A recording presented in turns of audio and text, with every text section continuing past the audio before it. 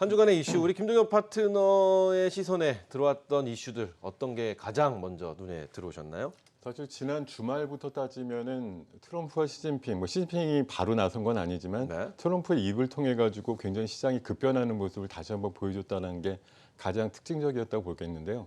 중국, 특히 시진핑을 향한 에너미라고 하는 네. 적이다라고 얘기했다가 그 다음날 바로 위대한 지도자 이렇게 또 말을 바꿨고 네. 지금 팩트 체크를 해보니까 거짓말로 드러나긴 했는데 중국에서 우리한테 전화가 왔었다. 왔다라고 네. 하는 부분이 나중에 기자들이 계속 집요하게 물어보니까 거짓말이었어, 미안해 이런 식으로 또 발언을 했다 그래서 사실 넘버원 국가의 대통령으로서의 그 발언 그 수준으로 봐서는 굉장히 그렇죠. 좀 감도가 떨어지는 그런 것이 아니었나 싶은데 마지막에 한 말이 굉장히 인상 깊습니다. 이게 나의 협상 방식이야 이렇게 얘기를 했더라고요. 그래서 정말 졌다라는 생각이 들 정도로 그래요. 두 손 다 들었다 이런 느낌이 있었고 우리나라 시장은 이번 주 들어서 그러니까 지난주라고 볼 수가 있겠습니다만 이번 주 초반에 MSCI 비중과 관련해 가지고 조절 문제가 상당히 대두가 될 것으로 보였으나 이게 좀 분산이 돼 가지고 8월 초부터 쭉 이어졌던 외국인들 매도 안에 네. 그런 부분이 많이 녹여져 있었다라는 게 증명이 되면서 의외로 27일과 28일 사이에는 큰 매도 물량이 안 나오면서 수급이 완만하게 종료가 됐다라는 그런 인식을 좀 가질 수가 있었던 것 같고요. 그리고 그저께 정도에 이제 이재용 부회장과 관련된 어떤 판결 문제 네. 그런 것들이 또 시장에 잠깐 눌림목을 주는 모습이 있었습니다만 시장에서 조금 우호적으로 해석하는 부분이 미중 간의 협상 부분이 9월 달에 풀릴 거야라고 해석이 되면서 네. 연이틀 미국 시장이 강세를 나타내다 보니까 우리나라 강세가 추가적으로 나오는 모습 거기다가 수요일과 금요일 날 주변국들보다 훨씬 강한 강세가 나왔다라는 게 우리나라 시장의 좀 특징이었다고 볼 수가 있겠고요. 그 이면에는 한 가지는 D램 반도체 가격의 하락세가 멈췄다라는 거 하나가 좀 큰 이미지가 있지 않나 그렇게 좀 생각을 해보고 있습니다. 그래요. 그럼 이제부터 하나씩 저희가 좀 짚어볼 텐데 일단 트럼프의 말 한마디에 참 그 뭐라고 할까요? 시장의 호재로서 다가오는 반응들 만들기 참 쉽다. 네. 그 거짓말 한마디에 네. 우리 시장은 또 좋은 모습을 보이긴 했습니다. 네. 우리 시장뿐만 아니죠. 글로벌 국가인 모든 시장들이 좀 좋아지는 모습을 보이긴 했었는데 어쨌든 그게 또 거짓말이라고 또 발표가 된 다음에 시장이 굉장히 휘청거리지 않을까라고 생각했는데 또 그렇지는 않았습니다. 그렇지는 않았어요. 그렇죠. 그러니까 이게 참 도대체 어떤 조화 속인지 이런 말밖에 드릴 말씀이 없는 것 같습니다. 자, 그럼 일단 지난주 목요일이었죠. 지난주가 아니라 그저께 그죠? 한 3일 전 네네. 목요일 일단 국정농단 사건 대법원 판결이 있었습니다. 네. 그래서 이제 삼성에 대한 이야기 한번 해볼 텐데요. 국정농단 판결 이후 국내 증시에는 어떤 영향이 있을까요? 대법원 판결 이후에. 그 모습은 바로 이제 제가 그날 말씀드린 그저께도 한번 발언 기회가 있어가지고 한번 말씀드린 기회가 있었는데 어저께장이죠. 어저께장에서 큰 문제가 일어날 것 같지는 않다라고 말씀을 드렸었는데 그렇죠.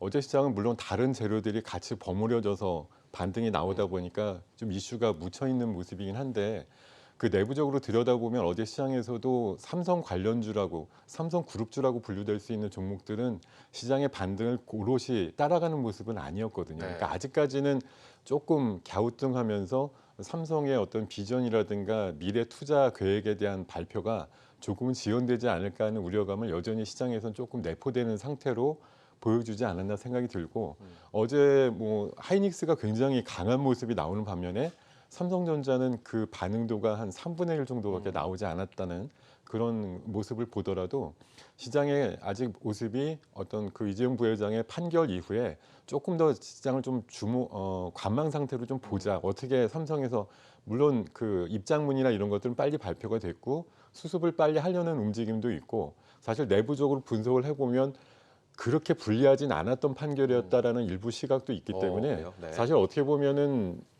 제 생각에는 좋더라도 사실 이거 표정 관리해야 되잖아요. 지금 너무 행복해졌어요라고 얘기할 수는 없는 것이니까요. 약간의 좀 신중 모드로 아마 회사에서도 당분간 분위기를 이끌고 갈 가능성이 높고 그 모습을 본 시장에서도 당분간 삼성전자라든가 삼성바이오로직스, 삼성물산을 비롯한 직간접적인 관련주들 같은 경우는 주가에 있어서는 시장보다 반응도가 조금 떨어질 가능성이 높다 이렇게 좀 분석을 하고 있습니다. 네, 그러면은 삼성의 향후 그러니까 일단 그 목요일 날 네. 저랑 같이 이야기를 했었을 때 그 네. 다음 날 시장에 뭐 큰 반응은 없을 것이다 이렇게 예측해서 좀 관망 상태로 지켜봐야 될 것이다 이렇게 말씀해 주셨어요. 그렇죠? 반응보다는 뭐 장 자체가 밀린 거에 대해서는 역작용으로 생각해 보면 이거는 괜찮은 거야라고 반응이 나올 거라고 오히려 이제 말씀을 드렸었던 것인데 네. 어제는 물론 뭐 미중 간의 협상 문제가 대두가 되면서 상승 부분이 있었고 또 앞서서 말씀드렸습니다만 반도체 관련된 부분에 대한 어떤 좀 희소식 이런 것들이 좀 가미가 많이 된 것 같습니다만 전체 시장은 이재용 부회장의 어떤 그 판결 이후에 시장에 뭐 방향성이나 추세를 바꿀 만한 것으로 인식을 하고 있지는 않다라고 저는 생각을 하고 있고요. 앞으로 적어도 6개월 정도 내지는 1년 정도 그렇죠. 지리하게 끌고 갈 어떤 추후적인 문제에 있어서 그때 가봐야지 알겠어라고 하는 그런 식으로 입장 정리가 됐다라고 생각을 합니다. 그래요. 그렇다면 삼성그룹 의 향후 전망과 동시에 비메모리나 OLED 향후 어떤 방향으로 좀 전개가 될지에 대한 질문을 좀 묶어서 한번 드려볼게요. 네, 지난 그저께 사실 말씀드렸던 거하고 괴는 다른 바가 없는데요. 네. 일단은 삼성그룹주 특히나 지배구조 개편 과정에서 핵심 역할을 할 것으로 생각됐던 삼성전자라든가 삼성물산 같은 경우는 지금 부회장의 어떤 입지라든가 이런 것들이 아직 확정이 안 됐다는 측면 때문에 당분간은 좀 불안한 요소들을 간혹 보여줄 가능성이 높고요. 그렇더라도 지배구조에 있어서 다른 대안이 있는 건 아니기 때문에 그렇죠. 조금만 시간이 지나면 결국 그래도 이쪽이구나라고 생각하고 조금 한 일주일 정도 시간 내에 안정화가 될 거라고 생각이 들고요. 그리고 비메모리 반도체라든가 OLED 투자단에 있어서도 사실 많은 사람들이 예측하기로는 삼성이 이런 판결을 받았으니 뭐 지도자급의 어떤 부재를 틈타 가지고 어떤 의사결정을 빨리 내릴 수 없어라고 얘기들을 하시겠지만 지금 사실 경제나 이런 상황이 굉장히 엄중하잖아요.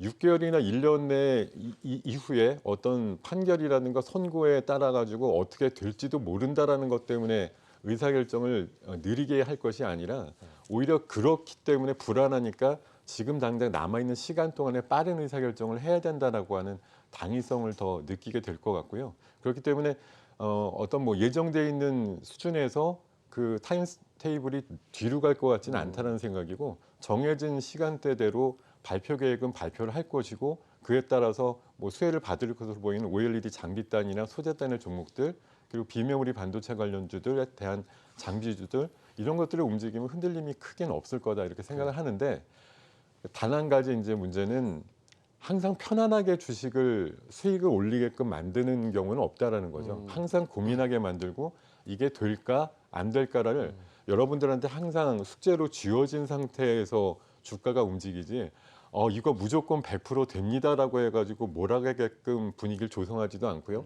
또 개인 투자가 우리 라이언 투자가님들이 수익을 그렇게 쉽게 올리게끔 시장이 그냥 바로 봐주지도 않는다라는 점은 여러분들의 인내와 용기가 또 한 번 필요하다는 말씀으로 좀 대신하겠습니다. 그래요. 또 일각에서는 그 1심 때 이재용 회장이 네. 삼성 이재용 회장이 그 구속이 되면서 1년 네. 동안 자리를 비웠을 때 삼성의 실적은 그 어느 때보다 좀 좋았다. 물론 그때는 반도체가 우리나라 좀 성황이었기 때문에 네. 좋았다라는 의견도 있긴 하지만 그래서 때문에 전문 경영진이 있기 때문에 걱정할 필요는 없다. 또 이런 의견도 있습니다. 이 네. 의견에는 동의하시나요? 아니면 다른 시선을 갖고 계시나요? 저는 뭐 동의라고 하는 걸 확신한다라고 하면은 뭐 또 섭섭해하실 테니까 당신 없어도 괜찮아 뭐 이렇게 얘기할 수는 없는 거니까 CEO가 있으면 좋죠. 근데 시장에서 바라는 건 엄밀히 말하면 굉장히 능력 있고 명철한 CEO가 있으면 더 좋다라는 것이고 그렇지 않으면은 시스템으로 돌아가는 게 차라리 낫다라고 판단을 할 수도 있습니다. 물론 앞서서 말씀해 주셨듯이 업황이라든가 이런 부분이 같이 상승작용을 시켜가지고 만든 실적이 작년, 재작년 실적이기 때문에 사실 그때는 누구를 앉혀놨든 누구가 없든 사실은 상관없이 나온 실적이었기 때문에 크게 변별력을 갖고 있지는 않다라고 생각을 하는데요. 그래도 있는 게 결정을 내리는데 조금 더 속도를 높일 수 있다라는 면에 있어서는 긍정적이다라고 생각을 하겠습니다. 그래요.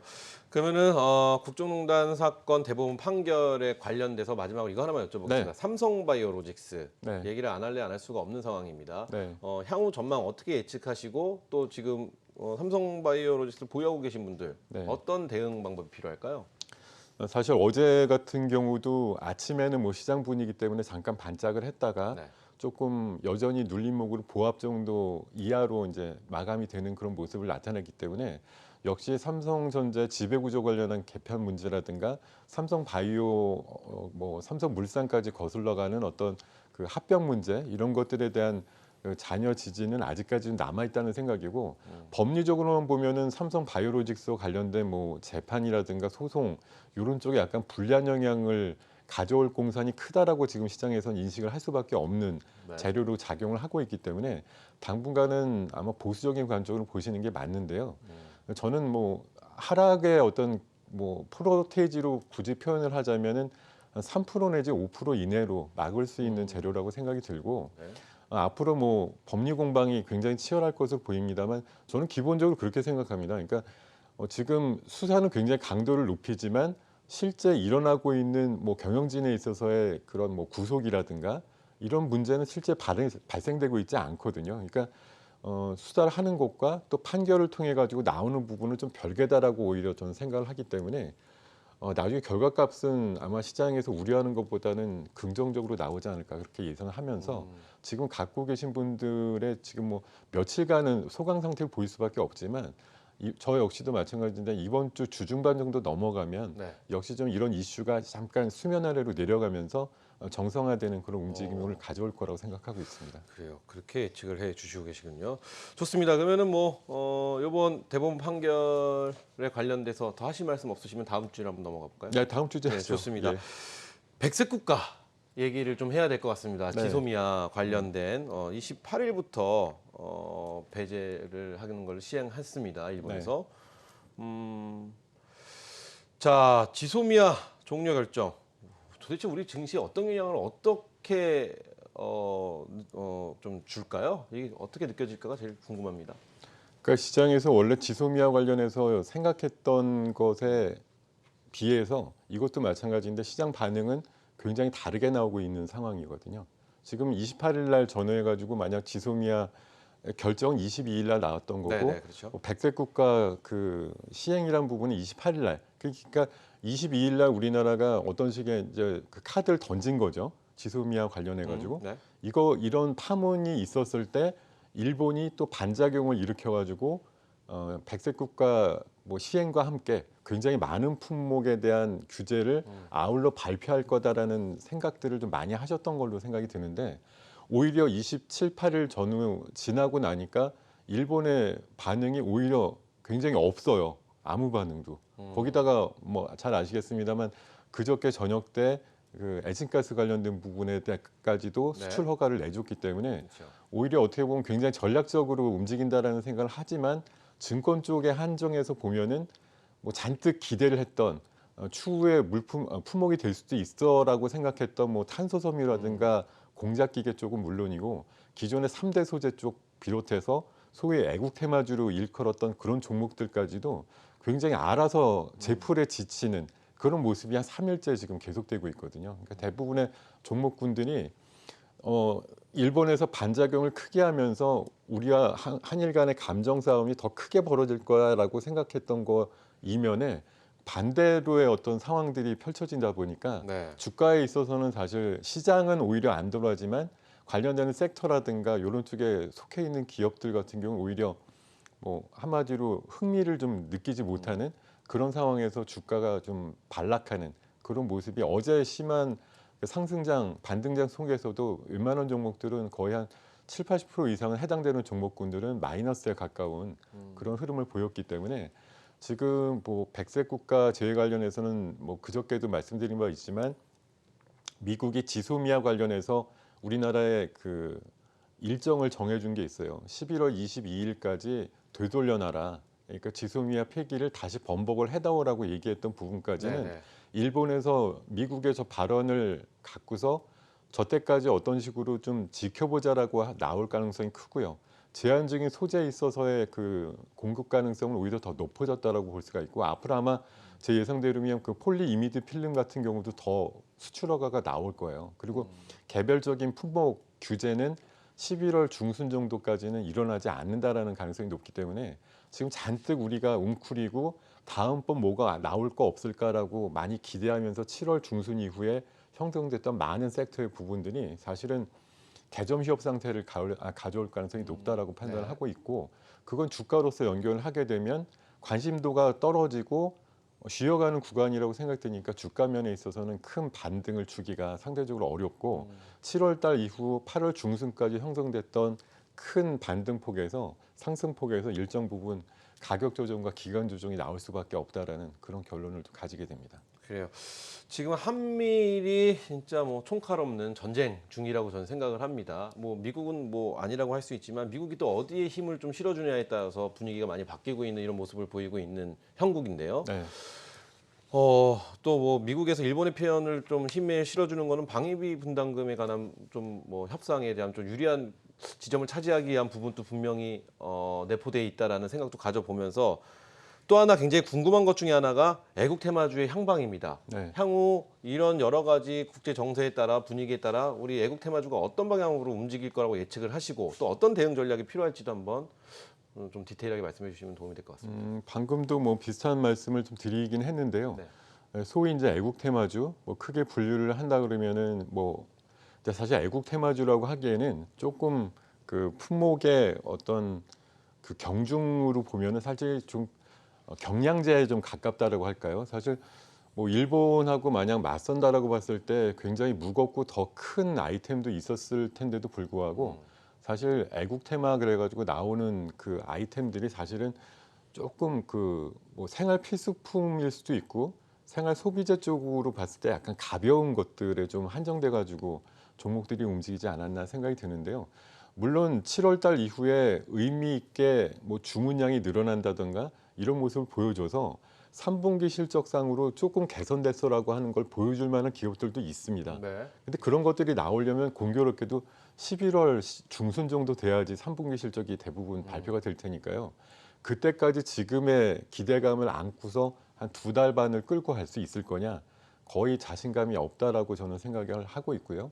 애국 테마주는 지금 현재 방금 말씀드렸듯이 일본에서 물론 어떤 대응을 극적으로 자극적으로 하지 않기 때문에 우리나라 입장에서는 사실 혼자만 계속 애국 테마 계속 국산화 이렇게 얘기를 할 수는 있으나 그게 주가상으로 에너지를 받고 계속 탄력 있게 올라갈 확률은 저는 생각보다는 높지 않다라는 생각에서 사실 뭐 애국 테마주 그러면 사실 마음이 뭐 굉장히 울끈불끈하고 가슴이 따뜻해지기도 하고 막 한켠에 뭔가 모르는 그런 뭐 마음이 이렇게 용솟는 그런 이제 진짜 애국심이 좀 불끈 일어나는 그런 내용의 테마긴 하지만 주가상으로 보면은 오히려 냉철하게 생각을 해보실 부분이 있는데 적어도 한 2배 내지 3배 정도 상승을 가져왔던 테마군들에 속하는 종목들은 바람이 좀 빠질 확률이 높다라는 생각에서 다음 주에도 간헐적으로 뭐 일본이 조금 자극적인 발언이 했을 때 일부 반등이 나올 때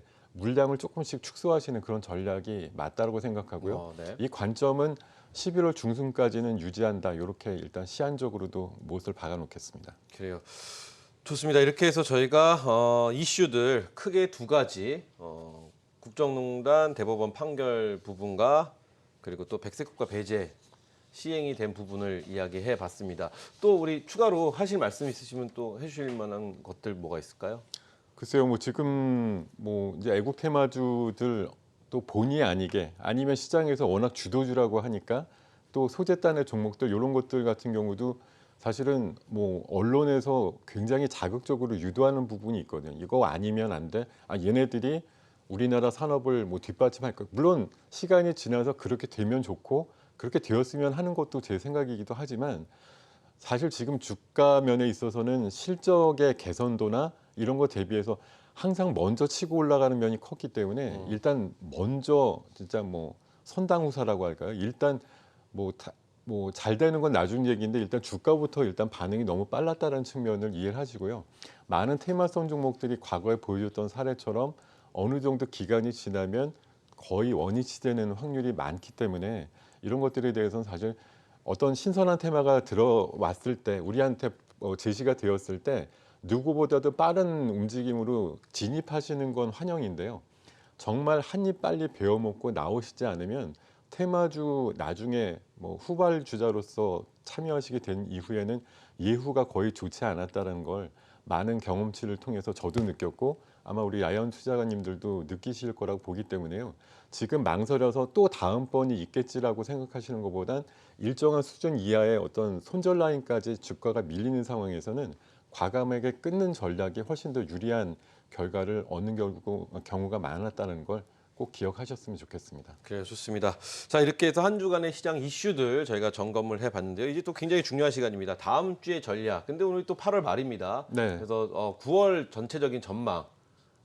또 길게는 올 하반기에 예. 네, 그렇죠. 전망. 3분기, 4분기에 대한 전망까지 예.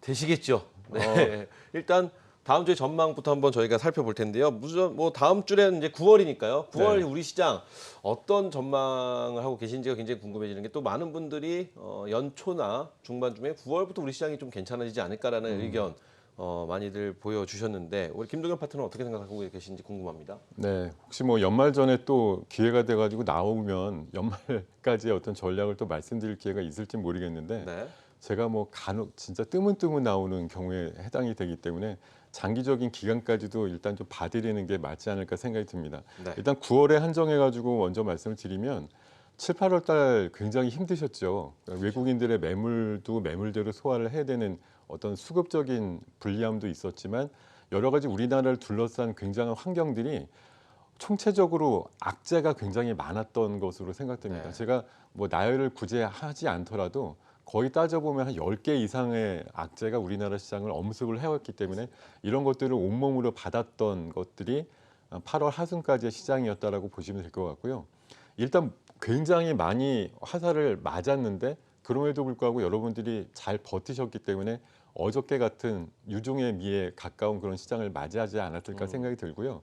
어제 시장과 그리고 지난 그 수요일, 그저께 시장, 3일 전 수요일 네. 시장을 보시면 우리나라 시장이 조금은 변하고 있다는 모습을 보이는데 한 가지 측면은 외국인 수급이 좀 변하고 있다는 얘기입니다. 제가 3, 4일 전에 한번 외국인들 선물 시장 그 모습을 보면 17,000개 이상의 순매수가 들어오면서 네. 1조 원 이상의 순매수가 들어오면서 그날 뭐 현물은 많이 사지 않았지만 선물로서의 방향성을 좀 타진하는 모습이 나왔고 어제는 현선물이 같이 들어오는 모습이 나왔거든요. 그러니까 적어도 11월 말에 MSCI 주종이 또 한 번 있긴 한데 그 사이에 한 3개월 동안은 외국인들 수급이 지금 어차피 낙폭과대 측면에서 봤을 때는 들어올 만한 충분한 요인이 있고 강제로 수급을 털릴 만한 요인들이 많이 사라졌다는 측면에서 봤을 때 그리고 지금쯤 되면 항상 많이들 얘기하지만 우리나라 시장의 뭐 기본적인 가치라고 하는 뭐 북밸류라든가 장부 가치 수준을 봤을 때 0.8배 수준 정도를 살짝 상회하는 수준밖에 안 된다는 측면에서 봤을 때는 뭐 금융위기단도 아닌데 이렇게까지 내려가는 것이 맞는가 하는 것들을 새삼 느낄 수 있는 구간이 바로 9월 초 추석 전까지의 기간으로 보기 때문에 네. 어제 징검다리 모습을 통해 가지고 물론 오늘 주말 사이에 또 한 번 미중 간의 협상이 교착 상태이거나 아니면 내일부로 해서 관세 같은 것들이 여전히 그냥 강행이 된다라고 지금 오전까지는 발표가 되었는데요. 뭐 큰 이변이 없으면 뭐 그런 식으로 강행은 되겠지만 여전히 9월 달 미중 간의 협상이라든가 특히 뭐 북미 간의 협상 그리고 한일 간의 뭐 대화를 좀 타진해 보는 그런 정도의 움직임이 지속적으로 우리 시장에 좀 들려올 것으로 생각이 들면서 9월 한 달 동안은 제가 생각하기에는 한 5% 정도 내외의 시장 반등이 나올 수 있는 그런 그 지수적인 어떤 전망과 함께 간헐적으로 봤을 때는 저점이 높아질 수 있는 구간이다 이렇게 생각을 하시고 대응하시면 어떨까 싶습니다. 그래요. 지금 작년 10월부터죠. 작년 10월부터 네. 검은 10월 해갖고 네, 지금 그렇죠. 이 시간까지 굉장히 우리 시장이 힘들었습니다. 네. 그렇죠. 뭐 코스피는 2,000선이 무너지고 코스닥은 600선이 깨지고 뭐 네. 이런 걸 봤었을 때 뭐 그 라인이 중요하다, 중요하지 않다 뭐 이런 말씀을 드리는 것이 아니라 그만큼 힘들었다라는 우리 시장에 대한 이야기를 좀 드리고 싶은데 그렇다면 여태까지 악재가 9월부터는 다 해소가 되고 이제 우리가 좀 행복할 만한 일은 없을지에 대한 질문도 한번 드려보고 싶습니다. 너무 많은 악재들 사이에 껴있던 우리 증시. 9월 달부터는 좀 뭔가 좀 행복한 소식이 들렸으면 좋겠는데 혹시 그런 소식 없을까요? 기대하는 것만큼 행복한 소식은 없을 거예요. 예. 근데 다만 간단하게 정리해 저희 주세요. 지금 네. 시장은 네. 악재 해소 이후에 호재라고 하는 건 악재 반응 강도가 약해지는 게 호재일 뿐이죠. 그러니까 트럼프가 한마디로 중국하고 더 이상 협상 못 하겠어라고 하면 악재지만 다시 한번 해볼게라고 하면 이걸 뭐 호재라고 받아들이지는 않지만 이제 그 말의 신빙성이 훨씬 좀 떨어졌기 때문에 그래도 시장은 못 믿어도 아 그래도 저 사람이 저렇게 얘기를 하니까 시장은 하락하다가 반등을 주겠지라고 하는 심정까지는 아직까지 적용이 되고 있는 시장이기 때문에 네. 지금 시장은 엄연히 뭐 아까도 그 작년 10월 말씀하셨지만 정확히 보면은 작년도 1월 이후에 계속 내리막 시장이거든요. 우리나라 시장이. 그 상황에서 결국은 트럼프의 입이 거의 한 7, 80%쯤 차지하고 있는 그런 시장이라서 트럼프가 지금 뭐 제가 하여튼 뭐 지금 기대하고 있는 바로는 내년도 재선을 포기하지 않았다고 하면은 올해 연말 전까지 뭔가 구체화할 수 있는 그런 실적이라든가 퍼포먼스가 나와야 된다라는 거에 시간적인 압박을 갖고 있고 이것들은 9월 달 이후에 연말까지 그런 식으로 흘러갈 겁니다. 계속 말은 굉장히 말폭탄을 하겠지만 약간 좀 이면적인 상황에서는 중국과의 그 협상 문제라든가 북한과의 대화를 터가지고 비핵화 과정을 일부라도 좀 실행을 한다든가 이런 부분이 없으면 내년도 굉장히 힘들다라고 하는 걸 본인 스스로가 느낄 것이기 그렇죠. 때문에 그런 대명제가 있다라는 게 어떻게 보면 잠재적인 호재로 볼 수가 있겠죠. 트럼프는 결국은 재선을 위해서 시장 친화적으로 움직일 수밖에 없다라고 하는 게 아마 잠재적인 가장 큰 호재로 보시면 될 것 같아요. 미중 무역 분쟁 그리고 북미 협상 이런 것들이 좀 우리에게 호재로 다가왔으면 좋겠다는 생각을 드는데 아까 초반에 말씀하신 대로 트럼프인지라 네. 참 저희가 불안불안하네요. 그렇죠? 네. 네. 그런 모습 좋습니다. 그럼 9월 시장, 그럼 올해 시장 전반적으로 짧게 한번 요약해 주시고요. 저희가 올해? 마무리하는 걸로 하죠. 올해 올해요? 연말까지. 네, 연말까지 시장. 저는 조금 글쎄 뭐 다른 시각이 될지 모르겠습니다. 많은 분들은 이제 전반부가 뭐 어려웠지만 후반부는 괜찮다 이런 시각들을 많이들 가지고 계신데 그 근거는 전 두 가지 생각을 해보겠습니다. 오늘 제가 앞서서 말씀드렸듯이 반도체 관련된 그 고정 가격이라든가 이런 부분이 약간 하락을 멈추고 윗방향으로 턴을 하기 시작했다라는 그런 소식이 들려오면서 반도체 관련주들의 2분기 실적 이후에 실적이 조금 낮아지는 부분이 우리나라 시장에 좋은 영향을 미칠 것이고요. 네. 그리고 올해 연말까지 뭔가 끝내야 된다라고 하는 트럼프의 시간 테이블, 타임테이블상 연말 전에 어떤 그 미중 간의 협상 결과의 어떤 스몰딜 정도의 결과값이라든가 북미 간의 결과값을 통해 또 한 번 만나는 기회 이런 정도까지는 나올 가능성이 많다는 전제하에 지금 지수 때보다는 약 10% 정도 이상은 상승한 상태에서 연말장이 마감이 될 수 있다는 생각이고 우리나라 계절 요인으로만 살펴보면 작년도도 10월 달이 힘들었잖아요. 네. 그 이후에 11월 이후에 이번 봄까지 그래도 시장이 견조했던 편이거든요. 그래서 우리나라는 지금 한 7, 8년째 11월 이후에 4월 정도까지 괜찮고 그 6개월이 괜찮고 5월부터 10월까지가 조금 불투명해지고 이런 것들이 지금 거의 10년 가까이 반복되고 있음을 좀 인지를 하시고요. 계절적인 요인으로 보시더라도 늦어도 10월 중순 이후에는 굉장히 강한 반등장이 나올 수 있구나. 그건 제가 방금 말씀드린 요인들이 더 그럴 수밖에 없어라는 시간에 쫓기기 위해서라도 쫓기는 상황에서라도 나올 수밖에 없는 시장의 반등 내지는 상승이다. 이렇게 감안하시고 연말장은 긍정적으로 보시고 대응하시는 전략 좀 말씀드리겠습니다.